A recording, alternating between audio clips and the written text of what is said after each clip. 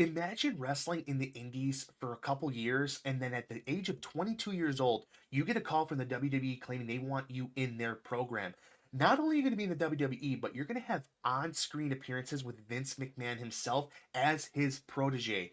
Guys, this is the career of Austin Theory, and I really want to talk about what he's gone through in the WWE, his high points, and now currently at his low points. Somebody that's not getting pushed as much, and I think in my eyes, he definitely deserves a push, and he could be a top heel in the company in the next coming year or two. Everyone, thank you so much for tuning into another edition of Road to Ringside. My name is Justin Winteroff, and of course, before the video starts, guys, please do me a favor and like this video if you think Austin Theory is up next, somebody that deserves a push. I know I do. I'd be smashing that like button right now. And then also, please do me a favor, comment down below what your favorite part of his career has been so far.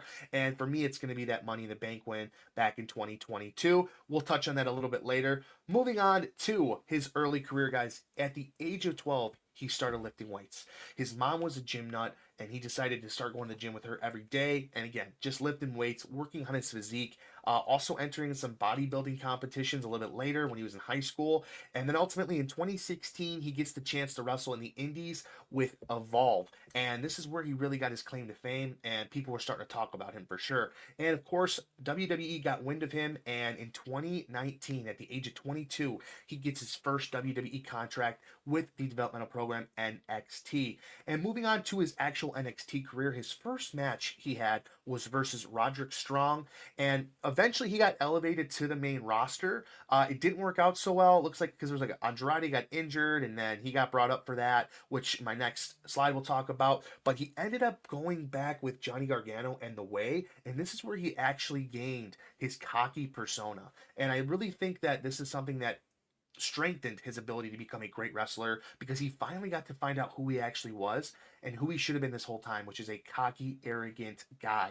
And of course, moving on to his early WWE debut, he did get his run with Zelina Vega initially. Like I said, Andrade got injured, Austin Theory got called up to replace him, and that's where he got his footing and really got to see main roster talent. And eventually, he was drafted in 2021 as Vince's protege. So again, that's important to know because Vince McMahon saw Austin Theory as a protege, somebody that he adored and really wanted to push through the roof. And he got even Survivor Series and Royal Rumbles appearances in his first year in the WWE, which is absolutely insane. So he was actually number 3 in the Royal Rumble. He lasted a full 22 minutes. So that is so awesome for somebody who was in NXT, in the Indies a couple years back, and then now being able to display his talent on a national stage like that is really, really important. And moving on to 2022, guys, this was where Austin Theory really, really got the biggest push of all. He wins the U.S. title, which is actually his first title that he ended up winning, and he actually got added as a 7th man into the Money in the Bank match because Vince McMahon said so. Vince McMahon, like, this is my guy. He needs to be in this Money in the Bank match. And eventually, guys, he cashed in his Money in the Bank contract against Seth Rollins.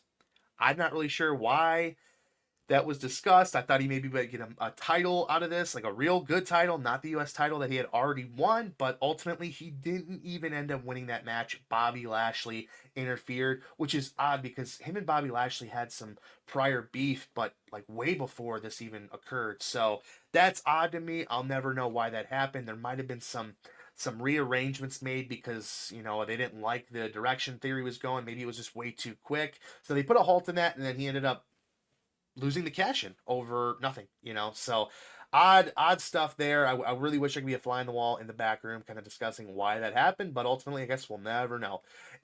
And moving on, he got his final push, guys, at WrestleMania 39. He got to defend his U.S. title, which he eventually won back against Bobby Lashley, against John Cena at WrestleMania 39, and he won the freaking match, guys. So imagine this, you're like 24, 25 years old, and you are wrestling John Cena in WrestleMania 39, and you win the match and get to retain your U.S. title.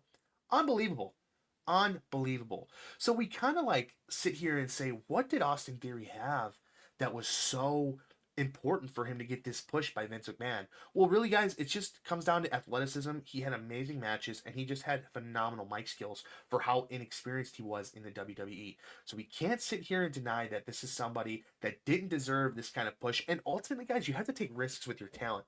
especially if you're someone like Vince McMahon who's always done that. You see something special in somebody, you know they have the it factor. It's time to push. It's time to get them on the main stage.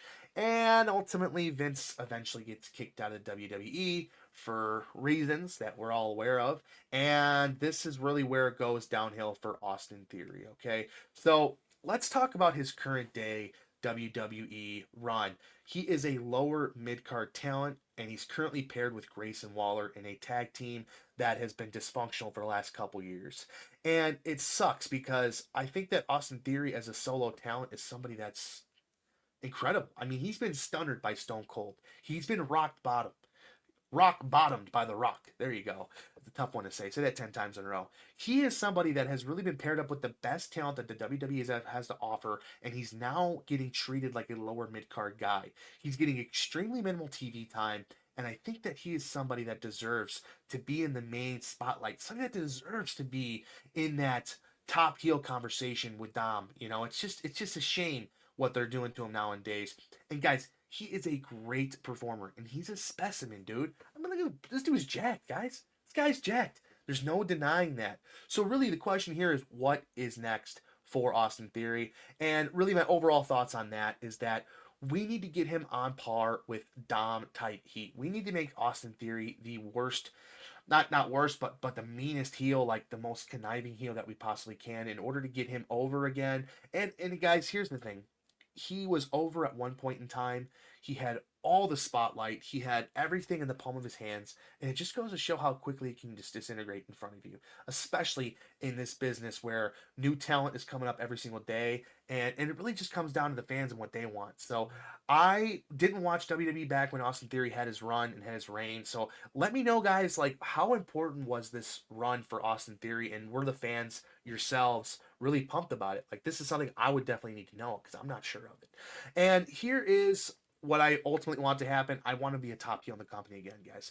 I want him to get booed so badly, and he can't even talk. Like, that's what I really want. He needs that, and he deserves that kind of heat. So that is something that I think is up next for Austin Theory. And again, let me know, guys, what you think and what his next steps might be. But of course, we got to get him into that Waller tag team situation. This thing needs to end. Grayson Waller was somebody who had a lot of popularity at one point too. He had that Grayson Waller TV he did. That was cool. And I don't know, like, ever since they teamed up, it's just gone downhill for both of them. I think you need to split them up, make one a face, make one a heel. Hey, and guys, Austin Theory can be a great face too. Like, he's got the ability to do that as well. So I guess in due time, we're going to find out what happened with Austin Theory, and ultimately what's going to happen with Austin Theory. He's only 28 years old, guys. He's really young. He's the same age as Dom, and hopefully they grow up together and they take over the company in due time. So as always, guys, I really appreciate you tuning in the video. If you like content like this, guys, please subscribe. It's free. I love making this. I mean, I love making this stuff, man. So please comment, like, and of course subscribe to the video if you haven't already. Everyone, thank you so much for tuning in to another edition of Road to Ringside. My name is Justin Winteroff. Always have a good freaking night, and let's go Austin Theory.